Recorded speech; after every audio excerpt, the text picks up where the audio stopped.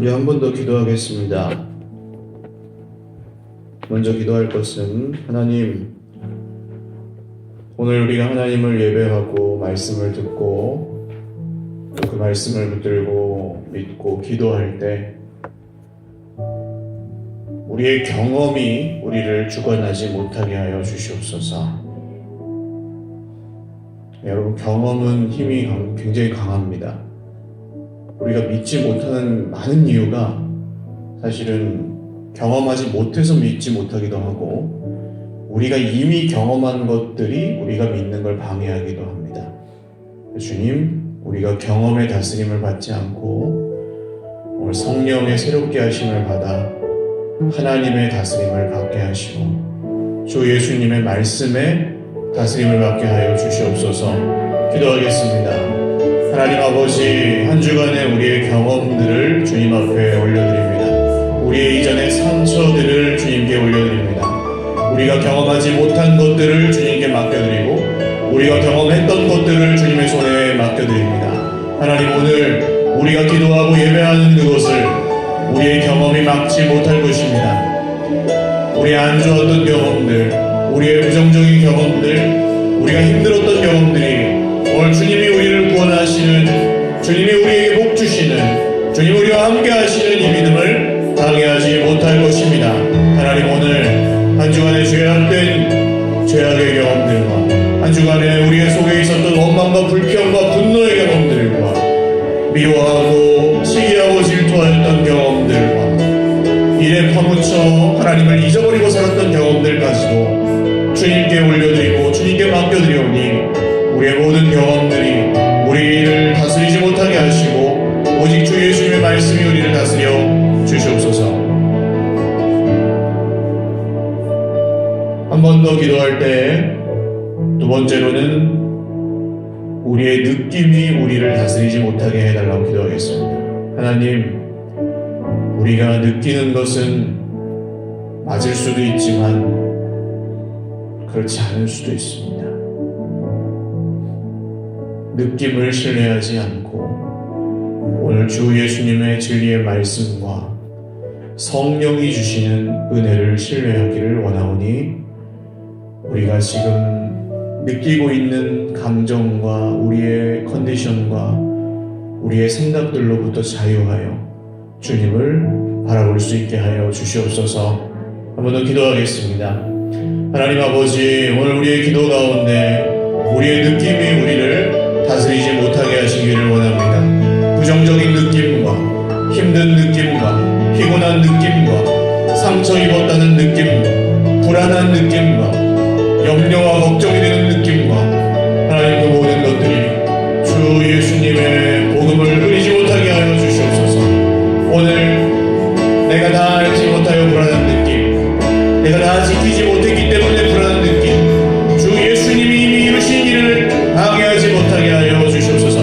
내가 최선을 다하지 못했다는 느낌, 내가 정말 하나님께 칭찬받을 만한 존재가 아니라는 느낌, 이 느낌이 우리가 주 예수님께 받은 구원을 결코 취소하지 못할 것이니 오늘 이 밤에 느낌의 지배를 받는 기도가 아니라 믿음으로 드리는 기도, 하나님의 능력 가운데 그렇게 기도할 수 있도록 우리 모두를 주관하여 주시옵소서.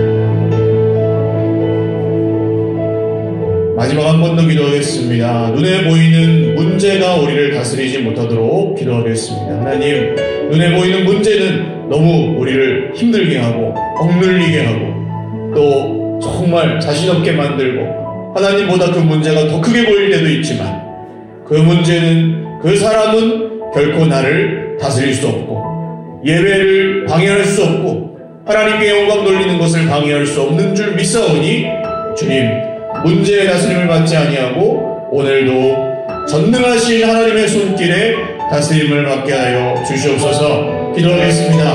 하나님 아버지, 우리를 다스려 주시옵소서. 문제보다 크신 하나님을 바라볼 수 있는 믿음의 눈이 오늘 밤에 열리게 하여 주시옵소서. 사람이 방해할 수 없습니다. 문제가 방해할 수 없습니다. 문제가 방해하고 있다면 말씀에 순종할 것입니다. 주님, 그리고 그 말씀대로 이루신 하나님을 기다리고 소망할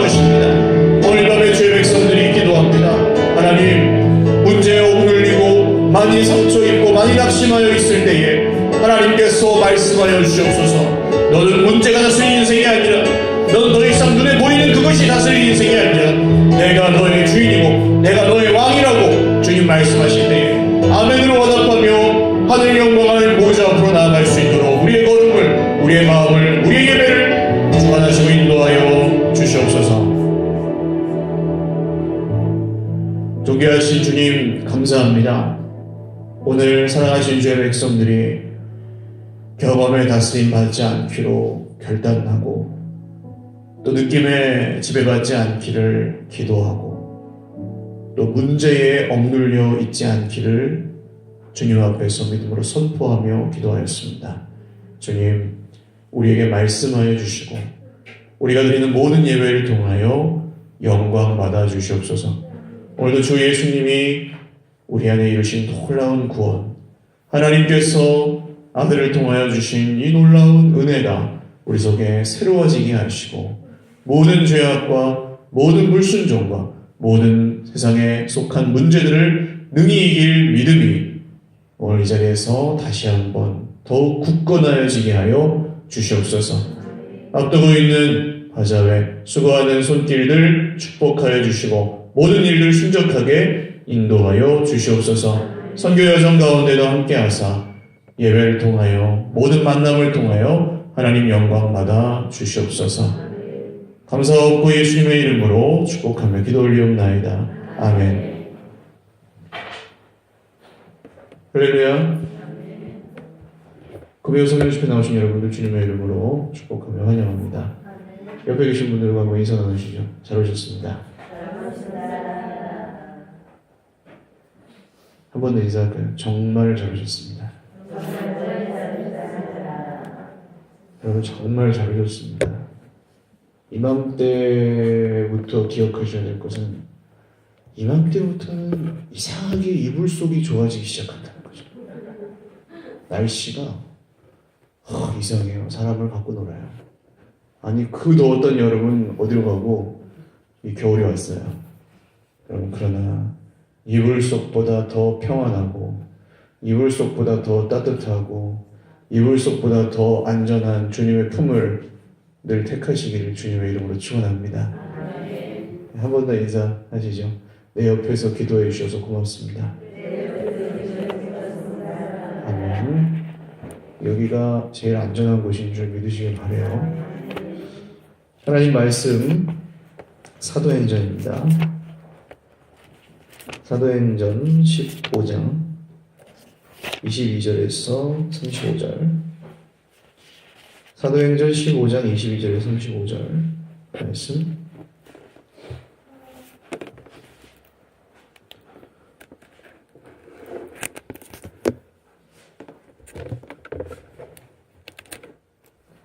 신약성경 사도행전 15장 22절에서 35절입니다.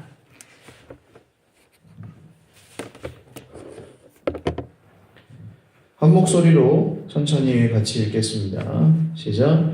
이에 사도와 장로와 온 교회가 그 중에서 사람들을 택하여 바울과 바나바와 함께 안디옥으로 보내기를 결정하니 곧 형제 중에 인도자인 바사바라 하는 유다와 실라더라. 그 편에 편지를 붙여 이르되 사도와 장로된 형제들은 안디옥과 수리아와 길리기아에 있는 이방인 형제들에게 문안하노라. 들은즉 우리 가운데서 어떤 사람들이 우리의 지시도 없이 나가서 말로 너희를 괴롭게 하고 마음을 혼란하게 한다 하기로 사람을 택하여 우리 주 예수 그리스도의 이름을 위하여 생명을 아끼지 아니하는 자인 우리가 사랑하는 바나바와 바울과 함께 너희에게 보내기를 만장일치로 결정하였노라. 그리하여 유다와 실라를 보내니 그들도 이 일을 말로 전하리라. 성령과 우리는 이 요긴한 것들 외에는 아무 짐도 너희에게 지우지 아니하는 것이 옳은 줄 알았노니 우상의 제물과 피와 목매어 죽인 것과 음행을 멀리할지니라. 이에 스스로 삼가면 잘되리라. 평안함을 원하노라 하였더라. 그들이 작별하고 안디옥에 내려가 우리를 모은 후에 편지를 전하니 읽고 그 위로한 말을 기뻐하더라. 유다와 실라도 선지자라. 여러 말로 형제를 권면하여 굳게 하고 얼마 있다가 평안히 가라는 전송을 형제들에게 받고 자기를 보내던 사람들에게로 돌아가되 바울과 바나바는 안디옥에서 유하며 수다한 다른 사람들과 함께 주의 말씀을 가르치며 전파하니라. 아멘. 네, 오늘 성령의 위로라는 제목으로 하나님 말씀 증거하겠습니다. 아기들을 키워보셨잖아요. 대부분 결혼하신 분들, 자녀를 낳아보신 분들은. 그럼 이제 이유식을 해서 줘야 될 때가 있거든요. 이유식을 해가지고 열심히 그냥 땀 뻘뻘 흘려가지고 끓여가지고 주면 애들이 보통 잘 먹나요? 안 먹나요? 잘 먹나요? 안 먹나요? 네, 잘 먹을 수도 있고 안 먹을 수도 있어요. 맛이 있을 수도 있고 없을 수도 있기 때문입니다. 그런데 분명한 사실은 뭘까요? 엄마는 어쨌든 최선을 다해서 뭘 듬뿍 담아서 만들까요? 고기를? 사랑을 듬뿍 담아서 만들어요. 그러면 그걸 먹으면 아이는 반드시 잘합니까? 안 잘합니까? 잘한다는 거죠. 맛이 있든지 없든지. 근데 이유식 땀 뻘뻘 흘리면서 이제 막 솥단지 끓이고 있는데 옆집 아줌마가 갑자기 부르지도 않은데 와가지고 아유 이유식은 그렇게 하는 게 아니요. 거기다가 뭣도 넣고 넣어야 애기가 키가 크지. 그따구로 만들어가지고 애기가 자라겠어? 그렇게 막 혼수를 놓는 거예요.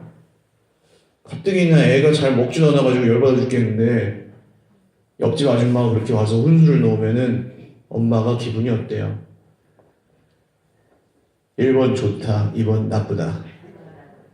기분이 좋지 않죠. 바울과 바나바가 안디옥에서 목회를 잘 하고 있는데 이 정체를 알 수 없는 유대에서 온 교회 지도자들이 와가지고 야 예수 믿는 것만으로는 충분하지 않고 할례를 받고 율법을 지켜야 돼 라고 한 것이 요거랑 똑같은 얘기입니다. 그렇게 이유식은 그렇게 만드는 게 아니고 이것도 넣고 저것도 넣고 그것도 넣어야 돼 라고 얘기하는 거죠. 바울과 바나바가 기분이 좋았어요? 나빴어요? 나빴어요. 그래서 막 이 변론이 있고 그 다음에 예루살렘으로 그게 문제가 안 끝나니까 갖고 가서 회의를 하고 거기서 막 또 갑론을박이 할례를 해야 된다 말아야 된다 벌어졌는데 거기서 누가 일어났어요?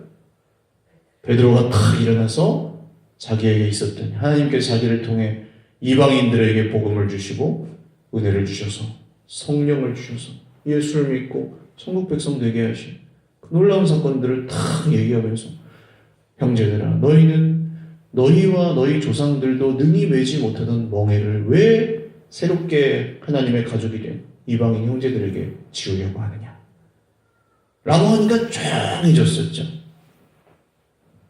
그리고 나서 이제 예수님의 동생이었던 야고보 사도가 일어나서 자 그러면은 우리 정리합시다. 우리는 이제 아주 중요한 거 우상에게 바쳤던 재물 안 먹는 거 피 안 먹는 거 목매어 죽은 거 안 먹는 거 음행하지 않는 거 요거 4개만 정해서 이방 그리스도인들의 교회에다가 보내고 율법이니 할례니 이제 더 이상 짐지우지 맙시다 하고 탕탕탕 해서 회의가 탁 끝났습니다. 그 다음에 이제 얘기해요. 이 예루살렘 교회 대표로 두 사람이 이 사자가 돼서 편지를 가지고 안디옥 교회를 향해서 가는 거죠. 그래서 23절부터가 그 편지의 내용입니다. 그렇죠? 그 편에 편지를 붙여 이르되 그 다음부터가 편지 내용이에요. 그 안디옥 교회에다가 예루살렘에서 보낸 편지의 내용입니다. 이 편지의 주제는 28절이 대변합니다. 이 중요한 몇 가지 외에는 아무 짐도 여러분에게 지우지 않기로 결정이 되었습니다. 라는 얘기예요. 무거운 짐을 더 이상 지우지 않겠다는 얘기예요. 지금 여러분이 먹고 있는 그 이유식은 이상이 없으니 다른 어떤 첨가물을 더 이상 넣지 않아도 여러분이 성장하고 잘 크는데 아무런 지장이 없습니다. 그런 뜻이에요. 오늘 제가 예배 전에 지금 기도하자고 하는 것들 중에 몇 가지. 경험. 여러분, 경험이 우리를 굉장히 많이 지배하는 거 알고 계시죠? 우리가 하나님께서 우리를 아무 조건 없이 사랑하신다는 거 왜 못 믿을까요? 아는데도 안 믿어진다면 왜 그럴까요? 경험 때문이에요. 그렇게 나를 사랑해주는 존재를 만나본 적이 우리는 없어요. 무조건적으로 우리를 사랑해주는 존재가 이 세상에 없어요. 그래서 하나님이 우리를 그렇게 사랑하신다 그러는데 그게 뭔지 모르는 거예요. 그게 얼마나 대단한 건지, 얼마나 좋은 건지 별로 실감이 안 나요. 그러니까 뭐 이런 예를 들어서 어렸을 때 부모님의 사랑을 별로 많이 못 받은 분들은 하나님 아버지 해도 아버지가 뭐가 좋아? 아버지 나한테 무서운 분이었는데 이런다는 거잖아요. 또 아까 말씀드린 뭐 느낌 같은 것도 굉장히 힘이 세요. 하나님께서 나를 사랑하신다는 거, 뭐 똑같이 예를 들어서 사랑하신다는 걸 또 못 믿는 게 느낌이 안 좋을 때 못 믿어요. 기분이 쎄하고 막 염려가 되고 걱정이 되고 막 두려움과 불안이 막 내 속에 막 일어나고 그럴 때 하나님하고 상관없거든요, 사실. 그냥 내가 불안해하는 거지. 근데 그때 이상하게 하나님이 날 사랑한다는 게 안 믿어지는 거예요. 이 두려움과 불안이 못 믿게 만드는 거죠. 느낌이. 그런데 거기는 문제도 마찬가지입니다. 큰 문제가 갑자기 내 인생에 콱 생겼어요. 야, 이 하나님이 내가 뭔가 죄를 지어서 벌을 주는 게 분명해. 하나님의 사랑을. 문제를 보고 하나님의 사랑을 안 믿어버리는 거죠.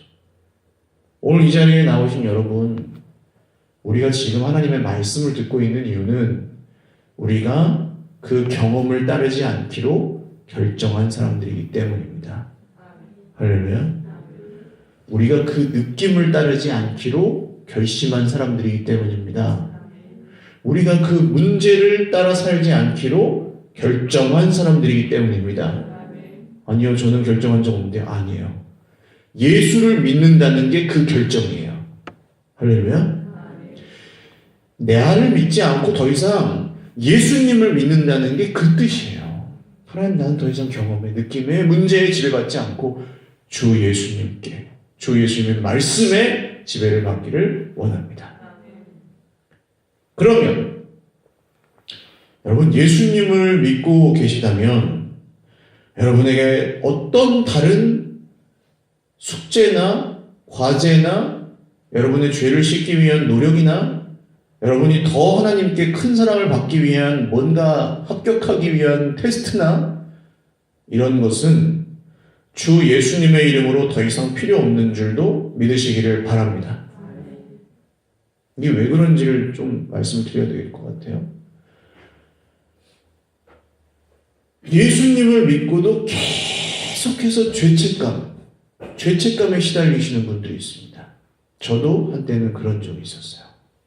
왜요? 내가 예수를 믿어가지고 죄사함을 받았다고 하는데 여전히 나는 뭔가 죄를 짓고 있거든요. 내 마음대로. 헷갈리는 거예요. 그래야 처음에는 막 수련회나 부흥회 같은 거 따라다니면서 막 회개하고 울고 막 콧물 흘리면서 난 죄인입니다 하고 없는 눈물도 막 짜내가지고 어쨌든 막 나를 괴롭혀 만들어서 쥐어 짜내가지고 그런 걸 이제 다 자백해야 되니까 회개를 딱 하고 그 다음에 삶의 자리로 딱 돌아왔더니 길어야 한다는 거예요. 다시 도루묵. 이상한데 난 분명히 믿는데 내가 왜 이럴까? 어느새 예수님이 나를 용서하셨다는 그 말씀이 아니라 내가 지금 어떻게 하고 있는지가 나를 다스리고 있는 거죠. 이해하십니까? 죄책감이 지배하는 신앙은 이런 한계를 가집니다. 물론 그 사람은 조심하죠. 두려워하고 불안해하고 그러면서 막 절박한 회개를 계속 해야 될 것 같은 그런 불안증에 시달리기도 하고. 그러나 그건 그냥 느낌입니다. 느낌. 이번 주에 거짓말을 몇 번 했는지가 여러분의 구원을 결정하는 게 아닙니다. 그 거짓말을 3번 했는데 2번밖에 자백을 안 했다고 해서 불완전한 회개가 아닙니다. 주 예수님의 이름을 믿는 믿음으로 내가 원래 살아가던 내 주인된 삶에서 돌이켜서 방향을 하나님께로 바꿨다. 할렐루야. 그리고 나는 진짜 솔직하게 글로 가고 싶고 그렇게 살고 싶고 나 이제 더 이상 여기서 떠나고 싶지 않다. 할렐루야. 그게 회개예요. 물론 처음에 온전할 수 없습니다. 아기가 처음에 한 2돌 된 애, 1돌 된 애가 갑자기 벌떡 일어나니 어머니 오늘부터는 걸어야 되겠습니다. 그러면 이상한 거예요. 넘어지기도 하고요. 깨지기도 하고요. 울기도 하고요. 부딪히기도 하고요. 정상 중에 정상이에요. 할렐루야. 회개는 방향 전환입니다. 정말 그걸 기억하셨으면 좋겠어요. 그런데 무거운 짐을 여전히 우리가 믿는 복음 위에다가 얹어놓으려는 시도들은 바울의 시대에도 있었고 지금도 있다는 것입니다. 그 이전에도 있었어요. 오늘 우리가 큐티 본문은 예레미야 성경이잖아요. 예레미야 23장 말씀인데 거짓 선지자들이 했던 게 뭐냐면 이런 겁니다. 내가 꿈에 하나님께서 말씀하시기를 하면은 이제 좀 그럴듯하게 차려입고 좀 괜찮아 보이는 사람이 저 같은 지금 사람이 여러분 어제 제 꿈에 하나님께서 나타나셔서 이 성전을 2배로 증축하라고 하셨습니다. 이런 식으로 얘기를 하잖아요. 그러면은 꽤 많은 분들이 믿어요. 그걸. 그럴듯한 사람의 얘기를 하면. 되게 무서운 일인데 그런 짓을 하는 거짓 선지자들이 예레미야 시대에 많았습니다. 하나님 얘기는 안 해요. 별로. 꿈이 더 중요해요. 그러니까. 그럼 꿈과 환상과 내가 받은 계시와 느낌 이런 게 중요해요. 그래서 하나님께서 그 거짓 선지자들을 향해서 뭐라고 하시냐면 이것이 주의 엄중한 말씀이라는 말 자체를 쓰지 마라. 이것이 주의 뜻입니다. 꿈에 나타나. 이런 얘기 하지 마라. 그럼 내가 뽑아서 던져버리겠다. 지금부터는 이렇게 표현해라. 주님께서 어떻게 말씀하셨습니까? 혹은 주님께서 이렇게 말씀하십니다. 어디에요? 성경에. 할렐루야? 근데 거짓 선지자들은 이런다는 거예요. 지금 이 말씀을 들으면서 여러분 부담이 되는 게 있지 않습니까? 여러분 지금 뭔가 잘못하고 있는 거 없습니까? 죄 있지 않습니까? 안 걸린 사람이 어디 있어? 죄가 없는 사람이 어디 있어? 이번 주에 이렇게 하면 다 걸린다니까요? 여러분 그렇게 살아가지고 구원을 받을 수 있을 것 같습니까? 그럴듯하죠? 그렇게 살아도 구원을 받아요. 할렐루야? 지금 여러분 예수님을 안 믿고 예수님과 상관없이 불순종하는 사람이 여기 옵니까? 안 와요. 삶은 부족했을지라도 이번 주에 나의 행위가 모자랐을지라도 이번 주에 나의 마음이 하나님 앞에 완벽하지 않았을지라도 여러분 몸부림치면서 여기 오셨잖아요. 할렐루야. 하나님께서 보시는 그겁니다. 그냥 정말 작다고 생각하시겠지만 겨자씨만한 믿음을 주님 보신다고요. 할렐루야. 그래서 이런 막 두려움을 자극하고 불안하게 만드는 그런 뭔가 무거운 짐을 더 얹어주려고 하는 이런 것은 아주 주의 깊게 들으셔야 됩니다. 혹시 들으실지라도. 할례의 복음하고 똑같은 거예요, 이게.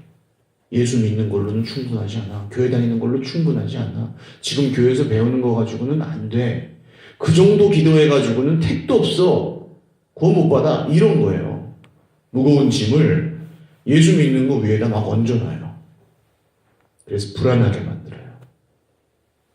예수님을 믿지만 여전히 두려워하라 그래요. 구원이 취소될까 봐.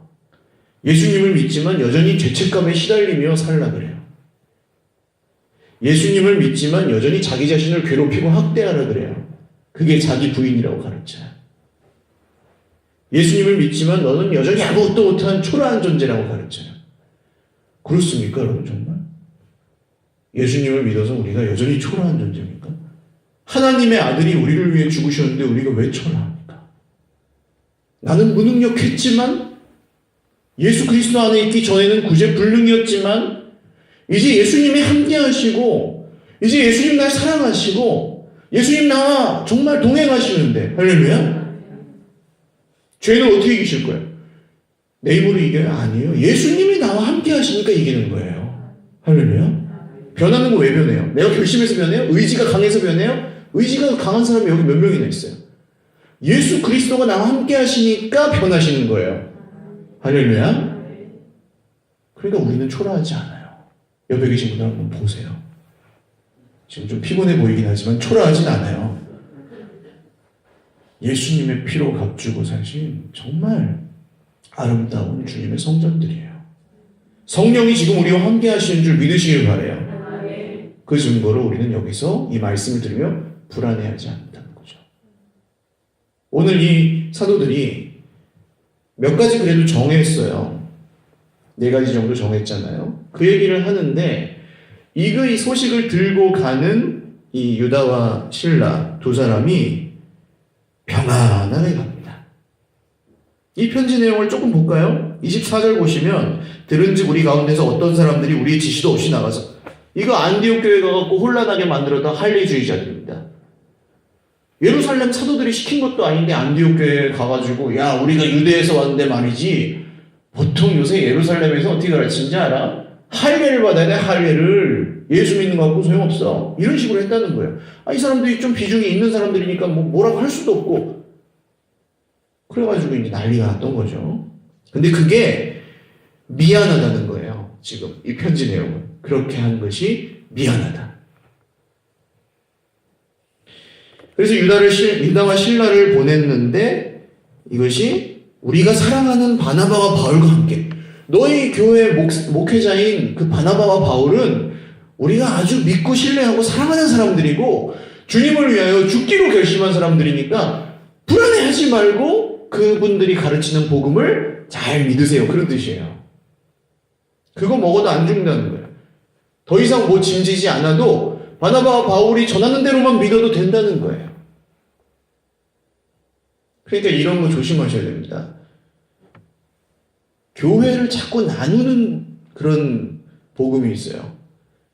그러니까 뭐 이를테면 한국 교회들은 다 잠자고 있고 한국 목사들은 다 죽어 있고 근데 이런 양반이 있는데 요 설교 한번 들어봐. 이런 거. 제가 알기로 역사상 그런 설교자는 없었습니다. 모든 설교자가 다 엉터리고 그 사람만 복음이다라고 할 만한 사람은 바울도 안 그랬어요. 그런 사람은 없습니다. 속지 마시기를 바라요. 근데 마치 이것도 이제 불안하게 만드는 거죠.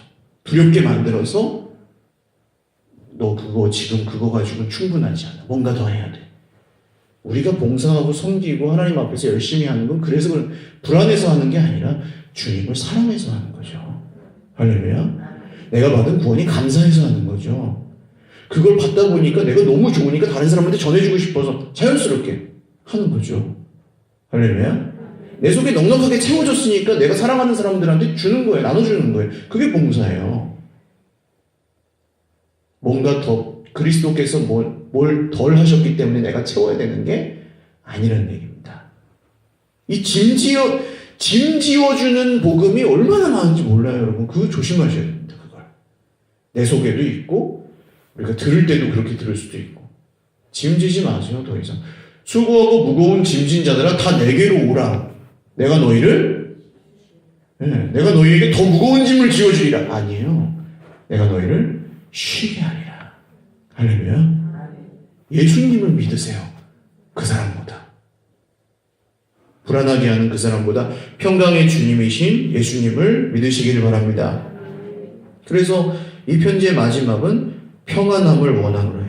불안함을 원하노라. 불안하게 만들어서 너희를 계속 두려워하고 무서워하면서 뭔가 더 해라. 이게 아니에요. 평안함을 원하노라.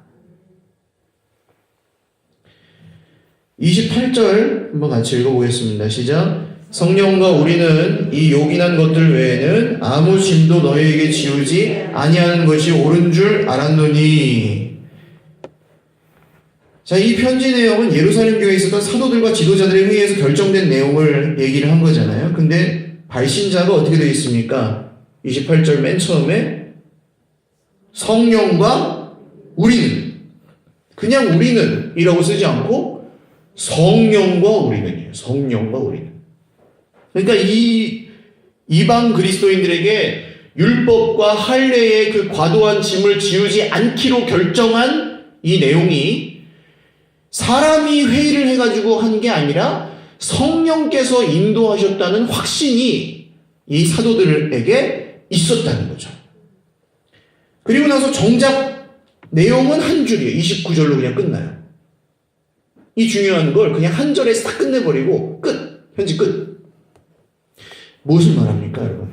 성령이 인도하실 때는, 결론인데요. 성령이 인도하실 때는 증거가 있습니다. 그리고 성령이 인도하지 않으실 때도 증거가 있습니다. 이거는 분별법이라고도 할 수 있어요. 들으실 때, 그리고 혹시 내가 말을 할 때, 내 주변에 관계를 맺는 방식 같은 걸 보실 때, 어떤 사람이 관계를 맺는 방식 같은 걸 보실 때, 판단하고 정죄하라고 말씀드리는 게 아니라 분별하시는 겁니다. 지금 이 성령의 다스림을 받는 중인가? 아니면 다른 게 뭐가 들어와 있는가? 먼저 성령이 인도하지 않을 때를 보시면 옳고 그름이 한 99% 정도 지배합니다. 옳고 그름. 그래서 보세요. 기도를 별로 하기가 싫고 성경도 그냥 보기가 싫고 은혜 떨어진다. 우리 은혜 떨어졌다. 은혜가 떨어졌을 때는 주로 하는 얘기가 뭐예요? 은혜가 떨어지면 주로 하는 얘기가 사람 얘기하죠. 뭐 세상 돌아가는 얘기하죠. 근데 그게 뭐예요? 다 그 사람이 잘했네, 잘못했네. 그 사람보다 내가 잘했네, 잘못했네. 그 사람이 옳으냐, 그러냐. 그거는 어떤 거고 저건 어떤 거고 이런 얘기들로 가요. 신기하게. 그러니까 율법하고 복음이 지금 이 시대에도 우리에게 현실로 작용하고 있다는 증거가 그런 겁니다. 하나님의 은혜가 역사하면 그런 얘기 안 해요. 오히려 형제의 허물을 덮어주기도 하고 오히려 사랑할 수 없는 사람들을 막 사랑을 찾아가서 만나기도 하고 막 나에게 힘들게 하는 사람들을 가가지고 막 안아주기도 하고 그런 역사가 일어나고 성령이 지배하는 관계가 아니면 옳고 그름만 지배해요. 그리고 나머지 한 1%가 혹시 있을 수도 있는 사람. 없진 않겠죠. 그래서 옳고 그름이 지배하는 관계는 점점 비인격적인 관계가 됩니다. 너는 맞고 나는 틀리고 이런 것만 얘기하니까 그러면 점점 얘기를 안 하게, 대화를 안 하게 되죠. 하나님 앞에서도 똑같아요. 이건 모든 관계에 적용됩니다. 하나님 앞에서도 성령께서 우리를 하나님 보좌 앞으로 인도하시지 않으면 우리는 계속해서 우리의 뭘 볼까요? 옳고 그름을 보는 거예요. 하나님 앞에서. 내가 이번 주에 좀 잘했어요. 그러면 할렐루야 하나님. 이번 주에 좀 잘했죠? 이런 느낌이고 이번 주에 좀 뭐 한 두세 번 정도 사고 치셨어요. 그러면은 예배 가기 싫어요. 옳고 그름만 보는 거죠. 하나님의 관계가 이렇게 인격적이지 않아요. 이렇게 옳고 그름이 지배해요. 하나님을 평가하고 판단해요. 아, 하나님 어떻게 저한테 이러실 수가 있습니까? 하나님이 안 그랬는데 내 인생에 일어난 모든 게 하나님 책임이에요. 이런 식으로 생각합니다. 옳고 그름. 사랑은 1% 정도 있어요. 없진 않아요. 그래서 속는 거죠. 그러니까 어떤 사람의 가르침이나 관계나 말이나 이런 것들이 옳고 그름에만 초점이 있다면 그 가르침을 주의하셔야 됩니다. 너무 쉽게 누군가를 판단하거나 하나님이 이런 분이야 라고 너무 그냥 쉽게 말해버리거나 누구는 이래서 문제고 그 사람은 그런 사람이고 뭐 이런 얘기가 너무 많이 나온다거나 이 교회는 어떻다, 이 성도들은 어떻다 이런 얘기가 너무 많이 나온다거나 그럴 때 지금 옳고 그름의 율법이 나를 지배하고 있어요라는 뜻이에요. 근데 이건 스스로 깨닫지는 잘 못합니다. 안 바뀌어요, 그래서. 왜냐면 내가 오르니까. 아니 그럼 사실을 사실이라고 말하는 것도 죄입니까? 아니에요. 사실을 말씀하시는 것 자체는 잘못이 아닙니다. 바뀌고 개선할 수 있는 건 해야 되고 내 생각을 솔직하게 얘기하는 건 죄가 아니에요. 근데 문제는 거기에 사랑이 없다는 것이 문제죠. 미움과 분노로 사로잡혀서 말할 때 문제가 되는 겁니다. 그래서 결론적으로 그냥 들으시면 알아요. 아무리 교회 오늘 처음 나온 사람도 다 알 수 있습니다. 들으면 알아요. 그 말을 옳고 그름에 사로잡혀서 하는 말인지 아니면 사랑으로 하는지 들으시면 그냥 아세요. 그렇게 분별하시면 됩니다. 성령께 사로잡힌 말과 그렇지 않은 것을. 또 이제 뭐 아까도 말씀드렸지만 자기만 그렇게 무거운 짐을 자꾸 예수님 말고 다른 걸 자꾸 짊어지고 가면 그냥 자기만 힘든데 남한테도 자꾸 그걸 소개한다는 게 문제죠. 자꾸 떠넘기는 거예요. 야, 너도 이렇게 해야 돼. 너 그대로 있으면 안 돼. 너는 잘못됐고 잠자고 있고 나는 깨어 있어. 이런 식으로 한다는 거죠. 여러분 진짜 복음과 가짜 복음을 나누어서 누가 진짜고 누가 가짜라고 판단할 수 있는 사람이 없습니다. 세상에는. 하나님께서 아시겠죠. 그리고 증거는 기준은 말씀에 있고요. 결국. 근데 의도는 아까도 말씀드렸지만 두렵고 불안하게 만드는 겁니다. 평안함이 없을 때 그 가르침에 아니 베드로가 설교했을 때 형제들아 우리가 어찌하고 그랬잖아요. 사람들이. 그거는 그 복음을 듣고 예수를 믿기 직전에 일어난 일이죠. 회심하기 직전에. 이미 회심한 사람들에게 두려움과 불안을 조장하는 것은 바른 복음이라고 할 수 없습니다. 여러분 회심하셨잖아요. 예수님 믿으시잖아요. 물론 계속 믿어야죠. 그러나 계속 죄인은 아니잖아요. 다릅니다. 그래서 여러분 교회가 막 썩었다 이런 얘기를 너무 쉽게 하는 것도 조심하셔야 됩니다. 주의 깊게 들으셔야 되고 혹시 그런 얘기를 하시면 안 돼요. 교회는 망하지 않습니다. 하나님 거기 때문에. 만약에 우리가 교회를 부끄러워하면 교회는 주님의 몸이잖아요. 주님은 하나님 앞에서 우리를 부끄러워하실 것입니다. 되게 무서운 얘기예요. 교회는 우리가 세우시는 게 아니고 하나님의 영광은 인간이 가릴 수 없습니다. 하나님은 원래 그냥 영광스러우신 분이에요. 그 자체로 그냥 원래 우리가 뭐 더 짐을 얹어드리지 않아도 영광을 얹어드리지 않아도 하나님은 우리가 이미지를 좋게 해서 회원을 많이 모집하라고 하시지 않았습니다. 그게 주님의 목적이 아니에요. 근데 교회의 미래가 어둡다고 생각하시는 분들은 보통 여기다가 초점을 둡니다. 눈에 보이는 사람 수가 줄어들 거예요. 교인 수가. 뭐 재정이 줄어들 거예요. 전도가 잘 안 될 거예요. 그런 거 괜찮아요. 그런 거 우리가 걱정 안 해도 돼요. 엉뚱한 짐이에요. 그것도 다. 몸만 교회에 와 있으면 뭐예요? 여러분 믿질 않는데 2만 명이 있으면 3만 명이 있으면 뭐예요? 그 예수 하나도 안 믿으면 소용없어요. 그거. 사람 많다고 좋은 게 아니에요. 우리가 걱정할 건 그런 게 아닙니다. 오히려 있어서 너무 많아서 문제가 되는 걸 저와 여러분은 숱하게 봤고 지금도 그렇습니다. 없는 건 결코 하나님 나라에서 문제가 되지 않아요. 복음을 복음 그 자체로 부족하다고 생각해서 예수님 말고 다른 걸 자꾸 거기다 썩는 게 문제인 거죠. 자꾸 불안하게 만들고 성도님들을 자꾸 그래서 뭔가 막 다른 걸 믿게 만드는 그런 게 문제인 거죠. 사랑하는 여러분, 예수님을 믿고 계시다면 두려움과 불안으로 믿지 마시고 무거운 짐으로 예수님 믿지 마시고 확신과 담대함으로, 할렐루야, 기쁨과 순종함으로 믿으시기를 주님의 이름으로 축원합니다. 그게 성령께서 인도하시는 거예요.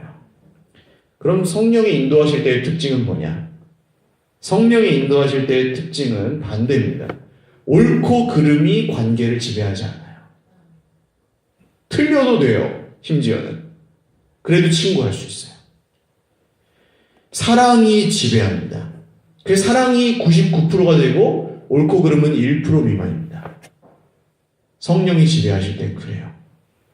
오늘 이 편지를 보시면 알아요. 처음부터 끝까지 거의 안디옥 교회를 향한 칭찬과 사과와 격려와 또 바울과 바나바를 인정하고, 그러다가 회의에서 결정한 사항은 딱 한 절, 29절만 딱 언급하고, 그마저도 스스로 삼가면 잘 되리라, 평안함을 원하라, 끝! 엄청 짧게 끝나요. 옳고 그름에 대한 건. 어기면 저주를 받으리라, 조금이라도 빗나가면 너희는 이단이다, 각오하고 정신을 차리고 깨어있으라, 그런 말은 쓰지 않았습니다. 물론 그런 말을 써야 될 때도 있어요, 사랑함으로. 그러나 대부분의 경우에 그런 말로는 사람이 잘 바뀌지 않아요. 이 편지를 철저하게 누가 지배하고 계시는 거예요? 성령이 지배하고 계십니다. 여러분, 우리의 교회와 우리의 관계와 우리의 말과 우리의 생각을 성령이 다스려 주시기를 주님의 이름으로 축원합니다. 그걸 기뻐하시길 바라요. 내가 막 붙들고 있을 때 괜찮은 것 같잖아요. 안 괜찮다니까요. 그래서 힘들어진다니까요. 내가 내 감정을 붙잡고 있고, 내가 내 말을 붙잡고 있고, 내가 내 뜻이 옳다는 걸 막 관철하기 위해서 다른 사람 말 막 반대하고 있고, 그럴 때 내가 옳다 인정을 받으면 시원할 것 같은데 안 시원해요. 나는 점점 외톨이가 되고요. 내 주변의 관계는 다 망가지고요. 성령이 나를 다스리실 때 그걸 기뻐하셔야 됩니다. 그걸 환영하셔야 돼요. 성령이 다스릴 때 우리는 사랑으로 행하고, 배려하고, 말을 할 때도 주의 깊게 말하고, 나오는 대로 하지 않습니다. 느낌을 따라 하지 않고, 눈에 보이는 걸 따라서 하지 않고, 그냥 보이는 게 전부라는 식으로 부정적인 얘기를 막 함부로 하고 그러지 않습니다. 여러분, 차이를 아시겠죠? 성령이 다스리지 않을 때는 뭐가 99%예요? 옳고 그름이 99%예요. 성령이 다스리실 때는 사랑이 99%예요. 요 뒤죠. 성령이 다스리는 저와 여러분의 관계와 말과 생각, 모든 기도와 입술이 되시길 주님의 이름으로 축원드립니다. 찬양 드리고 기도하겠습니다.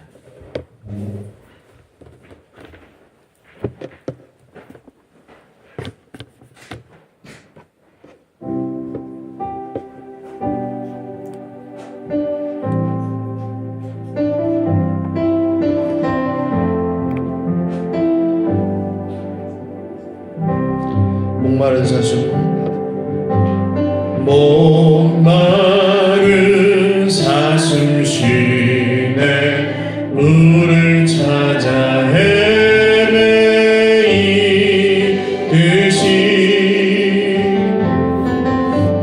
내 영혼 주를 찾기에 갈급하나이다. 목마른 사슴, 목마른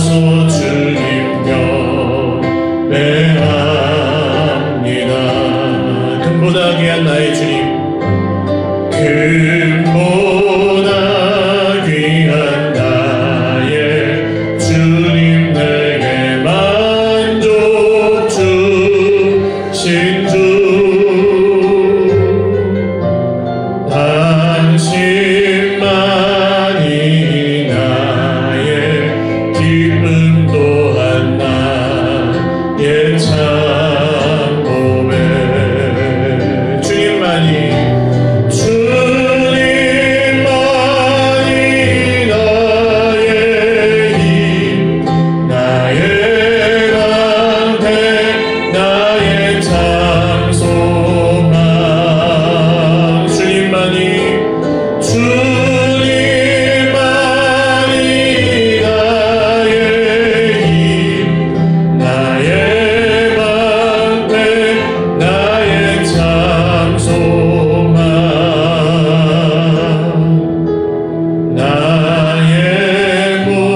정성 담아 저소 주님 경배합니다. 기도드리겠습니다. 여러분, 성령이 우리와 함께하지 않으셔서 목마른 게 아닙니다.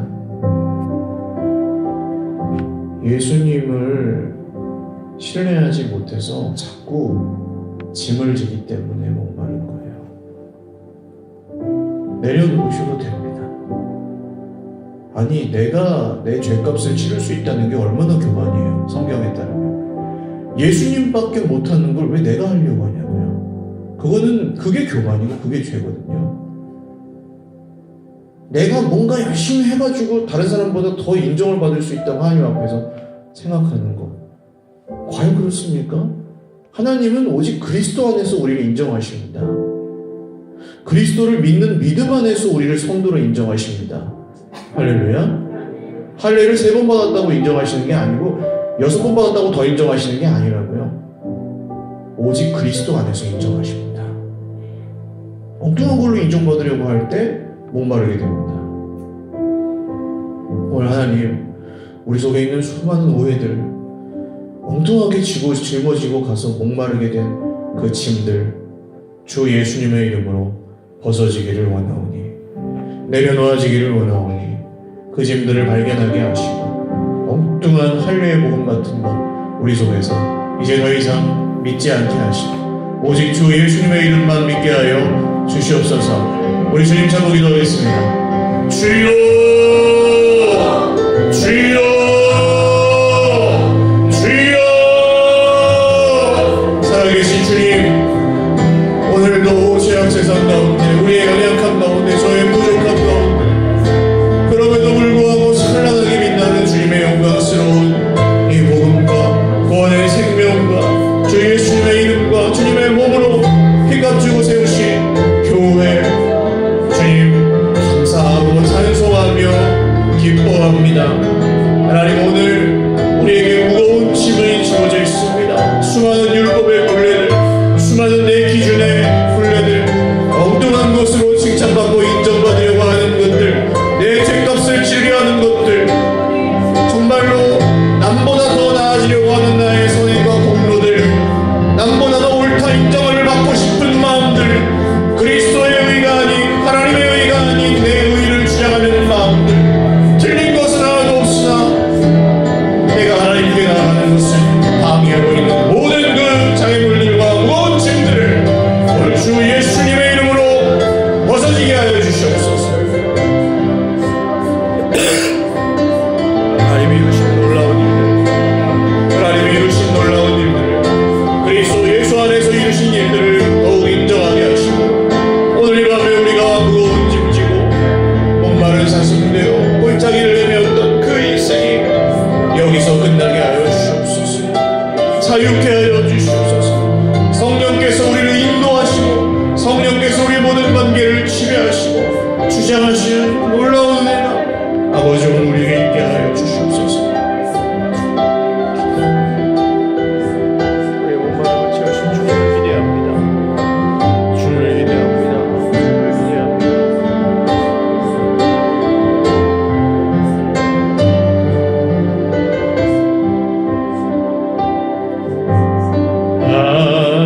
하나님의 음성을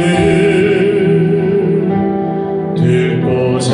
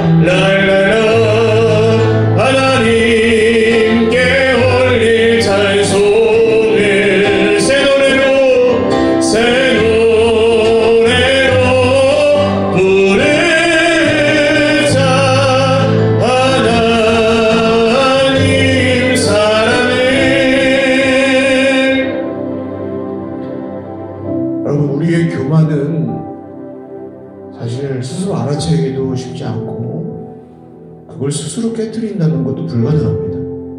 주님 제가 교만해요. 깨트리겠습니다. 안 돼요. 교만한 줄도 모르고 교만을 스스로 해결하는 방법이라는 건 없어요. 그럼 어떤 길이 우리에게 있느냐? 하나님의 말씀을 듣는 것입니다. 그거밖에 없습니다. 하나님의 말씀을 겸손히 기뻐하며 듣고 계시다면 그게 겸손입니다. 다 못 지켰는데요. 아니요. 괜찮아요. 다 지킨 사람 없어요. 세상에. 그걸 뭐 완벽하게 지키는 사람은 없습니다. 세상에. 그래서 구원받는 사람도 없고 그냥 듣고 계시다는 것 자체가 겸손이에요. 안 듣는 것이 교만이에요. 겉으로는 겸손해 보이는데 말씀을 안 들어요. 그게 교만이에요. 말씀을 듣지 않는 것이 교만이고 말씀에 순종하기를 거부하는 것이 교만입니다.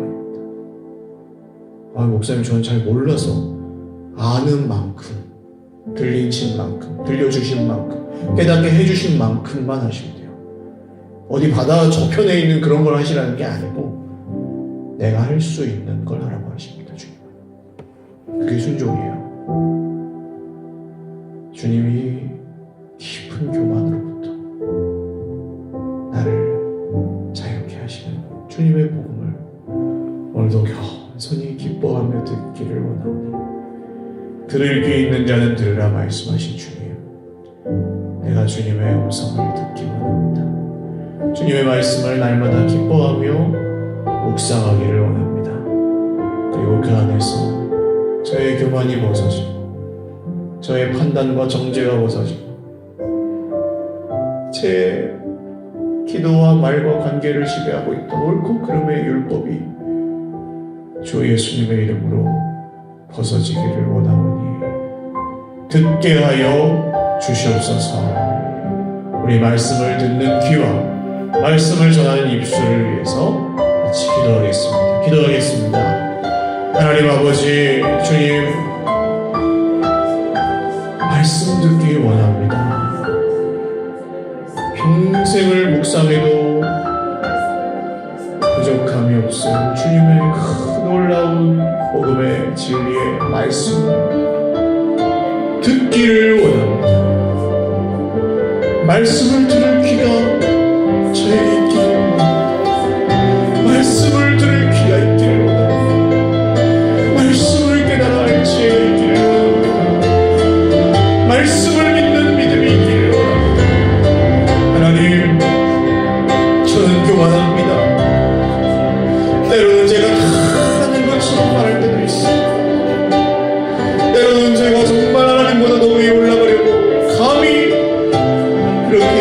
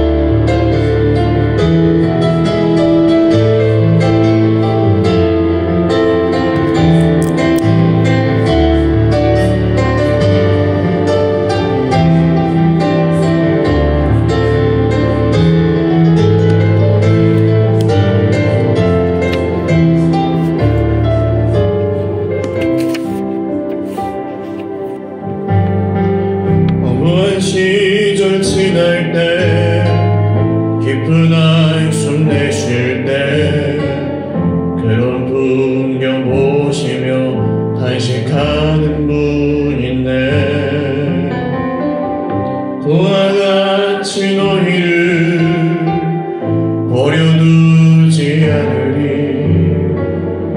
내가 너희와 영원히 함께하리라. 성령이 오셨네.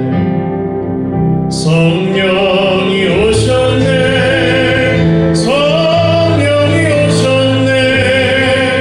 내 주에 보내신 성령이 오셨네. 우리 인생 가운데 친히 찾아오셔서 그 나라 꿈꾸게 하시네. 억눌린 자 갇힌 자, 억눌린 자 갇힌 자, 자유함이 없는 자, 피난처가 되시네. 성령님 계시네. 아멘. 주의 영이 계신 곳에 참 자유가 있다네. 진리의 영이신 성령이 오셨네. 성령이 오셨네. 아멘. 성령이 오셨네. 성령이 오셨네. 내 주에 보내신 성령이 오셨네. 우리 인생 가운데 친히 찾아오셔서 그 나라 꿈꾸게 하시네. 성령이 오셨네. 아멘. 성령이 오셨네. 성령이 오셨네. 내 주에 보내신 성령이 오셨네. 우리 인생 가운데 친히 찾아오셔서 그 나라 꿈꾸게 하시네.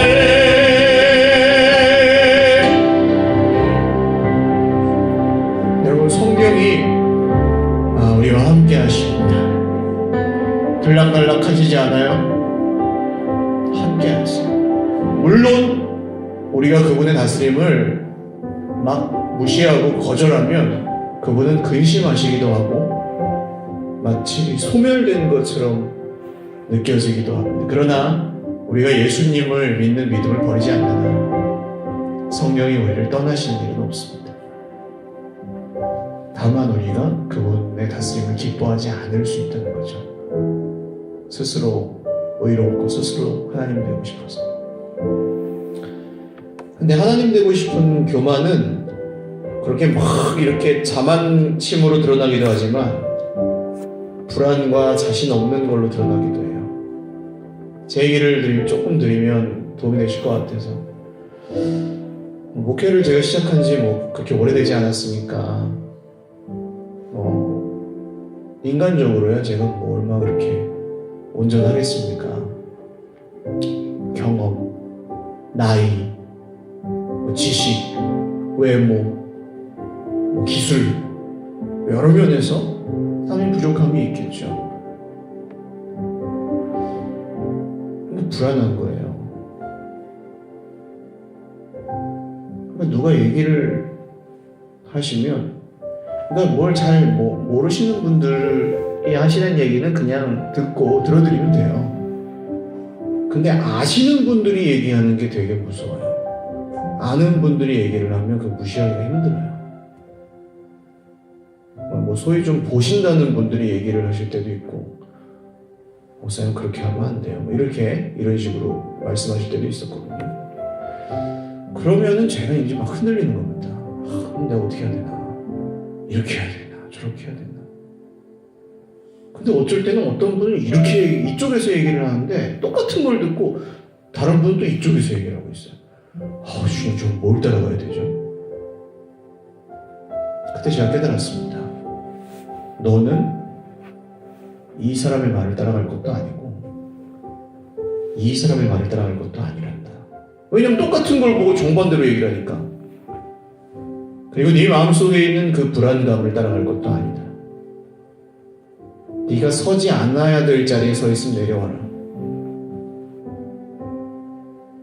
근데 내가 너를 세운 게 맞다면 너는 그 자리에서 전할 말씀이 있다. 그 다음에야 제가 조금 괜찮아졌어요. 누가 뭐라고 해도. 바울의 평생에 이 할례주의자들이 따라다녔습니다. 야, 바울이 전하는 복음 그거 가짜야. 할례 받아야지, 할례. 여기 교회 저기 교회 가는 바울을 계속 쫓아다니는 거예요, 그 사람들이. 바울이 울화가 터져가지고 내가 부득불 자랑하더니 셋째 하늘에 갔다 왔고 내가 얼마나 환상과 계시를 많이 받고 내가 어쩔 수 없이 자랑한다 이런 거 말하고 싶지 않은데 나 진짜 내가 전한 복 진짜다 라고 막 부차하게 변명을 해야 될 만큼 울분에 가득 차 있기도 했어요. 여러분, 세상에서 가깝고 먼 사람들을 통해서 그런 이야기 듣지 않으세요? 판단 당하지 않으세요? 아무도 뭐라 하는 사람 없는데도 나 혼자 그렇게 하고 계시지 않으세요? 불안해하시고 힘들어하시고 책임지려고 하시고 책임도 못 지는데 그게 내 힘으로 벗어지지 않는 참 복잡 미묘한 굴레입니다. 성령께서 그걸 벗기고 싶어 하세요. 애쓰지 마십시오. 믿으시는 거예요. 달라요. 막 애를 쓰고 정신 집중하시는 게 아니고 진짜 그분이 나를 여기에 두셨고 여기에 지금 살게 하신다면 나를 향해 주시는 말씀이 있고 나를 향해 품으신 뜻이 있다는 걸 믿는 거예요. 그리고 내가 여기서 불안해하지 않고 살아갈 수 있도록 이미 나와 함께 하신다는 것을 오늘 성령 안에서 그 믿음을 고백하며 우리 한 2, 3분 정도만 같이 기도하겠습니다. 하나님 아버지, 그 믿음을 선포하며 고백하며 기도합니다. 성령이 오셨습니다. 지금도 우리와 함께 하십니다. 내가 있어야 될 자리가 아니라면 말씀을 따라 떠나게 하시고 그러나 이 자리가 내가 있어야 될 자리가 맞다면 성령이 함께하사 여기서 인도하고 계시는 것이 분명하고 하나님이 나에게 행할 일과 전할 말씀과 해야 될 생각과 마땅히 따라가야 될 길을 오늘도 성경을 통하여 말씀하여 주시는 줄 믿사오니 사람의 판단과 정죄와 내 속에 있는 불안감과 두려움과 스스로를 향한 자책과 죄책감과 책임지지도 못할 것을 스스로 책임지려고 하는 하나님들이 구하는 교만과 모든 인간의 기준, 세상의 기준으로부터 오늘 주 예수님의 이름으로 자유케 하여 주시옵소서. 평생에 벗어지지 않던 모든 멍에와 굴레가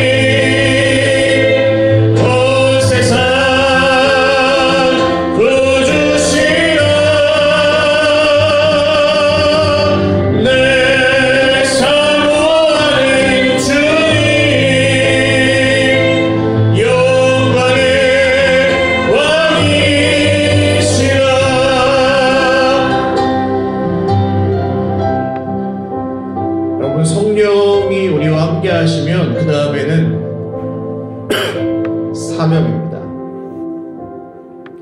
이거는 약간 부담스러운 얘기라고 생각하시는데 아니거든요.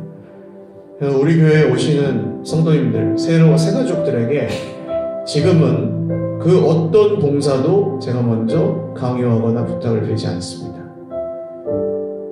왜냐하면 분명히 할만해서 맡겼는데 못하시는 거예요. 왜 못하시느냐?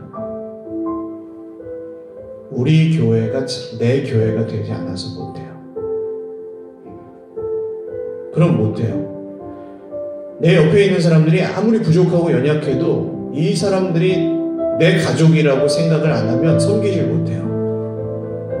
이 사람들이 하나님의 가족이라고 예수님의 피값으로 값주고 사신 분이라고 믿질 않으면 아무것도 못해요. 봉사는. 은혜를 받고 나서 해야 되는 건 맞습니다. 근데 만약에 성령께서 진짜 함께 하셔서 여기 서일교회와 그리고 지금 나에게 주시는 말씀이 내가 여기서 정말 특별한 하나님의 인도하심이 있지 않는 한 여기서 뼈를 묻겠다고 믿어지시는 분들은 알아서 하십니다. 그러더라고요. 제가 막아도 해요. 사랑하기 시작하십니다. 그래서 교회는 조직을 짜가지고 커지는 데가 절대로 아닙니다. 아주 큰 코 닥치게 되어 있습니다. 사람을 이렇게 뭘 잘하고 이 사람은 뭘 할만하고 그래서 그렇게 착착 짜가지고 참 넣으면 잘 될 것 같은데 절대 안 그래요. 이 사람하고 잘 맞을 것 같다고 붙여놓잖아요. 안 맞아요. 그런 게 아니에요. 관리하는 조직이 아닙니다. 교회는 예수님의 몸이고 우리가 아주 조심스럽고 주의 깊고 세심하게 사랑해야 하고 돌보아야 될 정말 귀중한 소중한 아기 같은 것들이고요. 여러분 사명을 지금 감당하고 계십니다. 각자의 자리에서. 그리고 부끄러워하지 않으셨으면 좋겠어요. 많은 분들이 할 만큼 하는데도 부끄러워하고 계세요. 물론 할 만큼 하는 게 잘하는 건 아니죠. 더 하실 수 있죠. 사랑하는 만큼 하시면 돼요. 그러나 두려움과 부끄러움으로 하지 마십시오. 사랑함으로 기뻐함으로 성령의 힘입어 감사함으로 하십시오. 찬송하며 하십시오. 날 써주셔서 고맙다고 그렇게 고백하시면서 하십시오. 남하고 비교하지 마십시오. 저 사람은 저렇게 하는데 난 이거밖에 못해. 괜찮아요. 누가 주님이 그거 하라고 부르셨습니까? 주님이 그거 하라고 죽으셨습니까? 아니에요. 구원하셨어요. 주님 오늘 나에게 형제들을 위하여, 세상을 위하여, 우리 가정을 위하여 맡기실 사명이 있다면, 성령이 정말 나와 함께 하심이 믿어진다면 이제 그 사명을 감당하기 위하여 살게 하여 주시옵소서. 그 사명과 목적을 발견하게 하여 주시옵소서.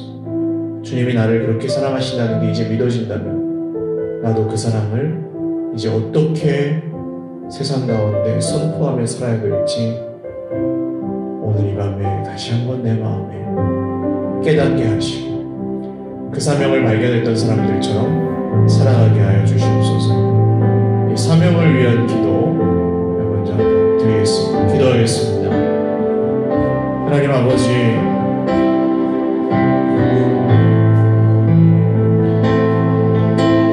오늘 이 밤에 사명을 위한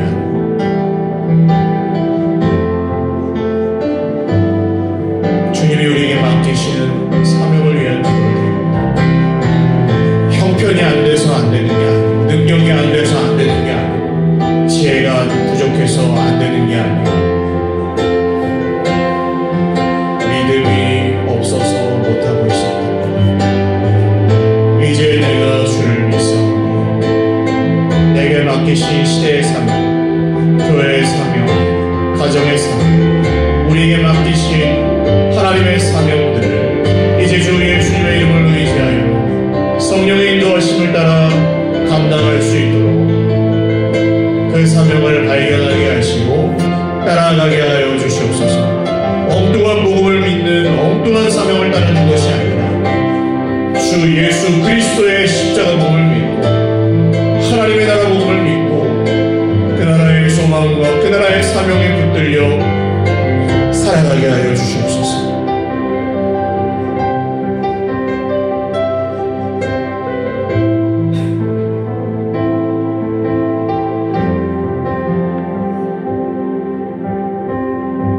하나님 아버지, 오늘 아무리 사소한 것이라 할지라도 하나님께서 우리에게 맡기신 사명이 있다면 자랑스럽게 여기겠습니다. 그리고 그것이 아주 남들 보기에 영적이고 거룩한 것이든 아니면 그저 누구나 하고 있는 가정 내에서의 사명이든 무엇이든 하나님께서 내게 맡기셨기 때문에 그것을 소중히 여기겠습니다. 남과 비교하지 않겠습니다. 앞에서 이렇게 유창하게 대단하게 말씀 전하고 하는 교역자보다 못하다고 생각하지 않겠습니다. 하나님이 똑같이 맡기셨으니 내가 지금 감당하고 있는 그것을 소중히 여기고 사랑하며 순종하며 성령의 인도하심을 받아 잘 감당하겠습니다. 새로운 사명을 깨닫게 해 주셨다면 이제 그 사명을 감당할 힘과 능력과 권세도 함께 주시는 것을 신뢰하오니 주님 우리를 도와주실 것입니다. 인도해 주실 것입니다. 그리고 우리를 통하여 이렇게 연약하고 부족한 우리를 통하여 하나님 나라의 놀라운 일을 이루어 주실 것입니다. 우리를 통해 살아날 생명들, 우리를 통해 구원받을 수많은 백성들을 기다립니다. 주님 보내어 주시옵소서. 전하게 하여 주시옵소서. 사랑하게 하여 주시옵소서. 예수님의 이름으로 기도드립니다. 아멘. 마지막 기도드리겠습니다. 내일 우리 선교 과정에 있습니다. 참 애쓰셨어요. 애쓰고 계세요. 내일도 애쓰실 텐데 잘하시고 있습니다. 선한 일을 위해서 눈물을 흘리고 땀 흘리는 것 귀한 일입니다. 하나님 기뻐하실 것입니다. 결과 잘하고 못하고 중간에 힘들고 그래도 다 잘하셨습니다. 지금까지도. 내일도 잘하실 거예요. 성령께 맡기고 잘 감당하시고요. 선교 이건 위대한 일 하셨습니다. 하나님이 우리를 통해서 사실 우리 형편에 할 수 없는 일을 하셨어요. 교회 예배당 하나 짓는 게 얼마나 어려운 일입니까? 거의 완공돼서 예배드리러 가는데 제 마음에 그런 마음 주셨어요. 진짜 예수 믿는 사람이나 예수 안 믿는 사람이나 진짜 줘야 될 선물이 뭐냐?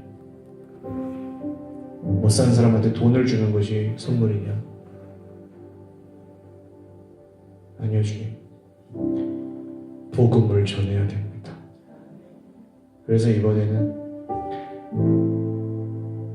그렇게 기도해 주십시오. 우리가 함께 가는 8분의 성도님들 그리고 5명의 어린이들 가서 말이 통하든 안 통하든 예배 가운데 삶 가운데 만남 가운데 성령을 힘입어 복음 전하고 돌아올 수 있도록 어떻게 만나게 하시든 복음을 전하고 돌아올 수 있도록 기도해 주시기를 바랍니다. 우리 바자회 그리고 주일의 출발을 필리핀 선교 위해서 기도해 주시고 자유롭게 기도하시고 돌아가시기 바랍니다. 우리 주님 한번 부르고 기도하겠습니다. 주여 하나님 아버지, 오늘 우리에게 주신 사명들, 우리에게 주신 일들 앞두고 있는 바자회와 또 필리핀 선교 위하여 기도합니다. 하나님이 보내십니다. 하나님이 우리를 쓰십니다. 기쁨으로 순종하며 각자의 자리에서 감당하는 아름다운 주님의 백성들, 주님의 도구들, 주님의 지체들 너무나 소중하고 한 분도 없어서는 안 될 귀하고 복된 하나님의 사람들, 주 예수님의 피로 값주고 사신 주님의 일꾼들 축복하여 주시고 하나님 격려하여 주시고 오늘 이 말씀에서 성령께서 이 편지를 통해 유다와 실라를 통해 위로하셨던 것처럼 주님 안정교회에 주던 그 성령의 위로가 우리에게도 있게 하여 주시옵소서. 무거운 짐이 아니라 기쁨의 십자가로 짊어지고 이 모든 여정에서 복음 전하며 이 모든 여정에서 승리하신 주님을 따라 생명의 역사를 경험하며 나아갈 수 있게 하여 주시옵소서. 오늘도 간절히 기도하고 하는 모든 제목들 하나님께서 들으시고 응답하여 주시옵소서. 말씀대로